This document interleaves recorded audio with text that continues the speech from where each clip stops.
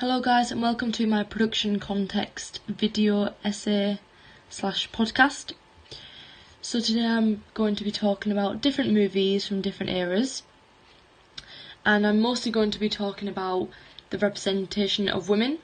Our first area of research is analyse and compare and contrast two films from different eras that you have studied in class, discussing in detail and relevant contexts. So in class we watched Mean Girls and The Breakfast Club. They're from two different eras, or Batman 1989 and Batman the Dark Knight from 2008. So the first difference between the two movies is the age rating. The original Batman is a 15, whereas the Dark Knight is rated a 12. Although they both have the same storyline, this is because although Batman the Dark Knight is portrayed as a violent movie, it is directed very cleverly and there is no blood or injuries. This is stated on the BBFC website that no emphasis on injuries or blood. Therefore, because Batman over the years has been portrayed as a children's fictional character, the creators of The Dark Knight have used special effects and clever imagery to keep it under the regulations of a 12 rating. The representation of women in Batman 1989 and Batman the Dark Knight 2008, post 9/11. We watched the two movies in class and I was interested in the way the women were portrayed and the difference in the women's characters between the times. I firstly picked up on how in the original Batman movie most of the women were blonde. This also brought the idea of a stereotype dumb blonde. During the time of the first Batman movie, blonde-haired women were often thought as unintelligent and dumb. Another big aspect of women's representation in the first Batman was the idea of damsel in distress. This means a young and often beautiful woman in trouble and needs saved by a young man. The idea of this was definitely portrayed in movies a lot more before the 21st century and post 9/11. For instance, in the original Batman, the woman is blonde and also gets saved by Michael Keaton, also known as Batman. And Batman puts his life at risk and will do anything to protect Vicky Vale, also portrayed as the damsel in distress in this movie. We can see this in the fight scene. Overall, Vicky is seen as hopeless without Batman. One more representation of women I picked up on in the original Batman was how women didn't have much power and seemed to be under men's control. I picked up on this in the first Batman between the Joker and his wife. For instance, when she said he looked good, and he said, "I don't need someone to tell me I look good." However, the representation of women is very different in the Batman the Dark Knight. What I first noticed was how the roles were very much reversed, and how Rachel was not portrayed as the damsel in distress, and was shown very much the opposite.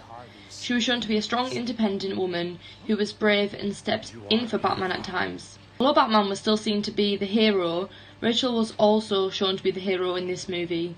Also, in the original Batman, Batman risked his life at all costs for Nikki. However, in The Dark Knight, Rachel died.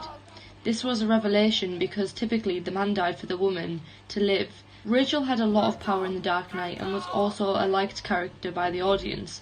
And when she died, it shocked a lot of viewers. As from the previous Batman, this was a very different storyline and ending. This shows how the representation has come very far and is now much more modern and less stereotypes, as equality is more observed. In The Dark Knight, Rachel was brunette, very intelligent, confident, and was not sexualised, as this is unacceptable in today's society. So our second research section was analyse, compare and contrast two films from different eras of your own choosing, discussing in detail the relevant contexts. So for these two, I chose Titanic. This film is from 1997, but is set from 1912. The second film I picked was The Notebook. This is from 2004, but is set from the 1940s. Firstly, these two films are both romance/dramas, and the main characters in both films are a woman and a man. Both are very strong romance protagonists. This means that the whole storyline is based around the romance between the man and the woman. Also, both are BBFC rated 12. On the BBFC website, under sexual activity, it says it may be briefly and discreetly portrayed, which in both of these films succeed in doing, to show us how sexual relationships is not just physically, but mentally. Let's do it again. How Titanic 1997 shows the representation of women. One of the biggest factors of this time was social classes. Many people were poor and in poverty and were frowned upon by the higher classes. The Titanic film was really good at showing how the higher classes are prioritised. This was a big controversy at the time, as people with money were seen as the only important ones. What I first noticed, Rose, the main female character, didn't seem to have much control or say in her life, and her decisions were made for her. Rose's family were wealthy and chose Caledon to marry because he had a lot of money, but Rose felt forced into this, and then she had no control, and her parents wanted the marriage to occur so they could keep their wealthy status. Rose realises how trapped within her own life she is. But meeting Jack is an escape. She feels free. You know there good. was a man One quote we Jack can hear Dawson, Rose saying from Titanic and that was, he saved me. In every way a person can be saved. Another representation of women is that they were below men. Men were seen as alpha males, and women were there to be seen, not heard. Women were told how to act, how to behave, and how to live their lives. Also, women and children were prioritised before men because they were seen to be stronger, but weren't able to show emotion and didn't want to come across as weak. A factor of Titanic that I found was that women didn't feel empowered. However, these days, women have a lot more power and are fighting for equal rights. What I found out from this movie was that men were very forward with women and tried to impress them by doing risky, dangerous things.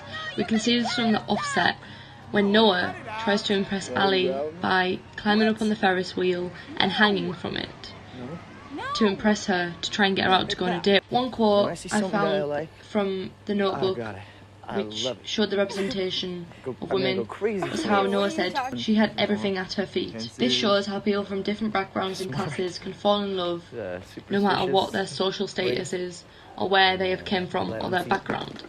This is why we should never judge a book by its cover. However, her parents didn't approve, and her parents were of a high status and looked down at Noah, as they saw him as not having anything, no money, no job, no wealth. Noah was trying to please Ali even when he knows he can't reach her expectations of what she wants at this particular time.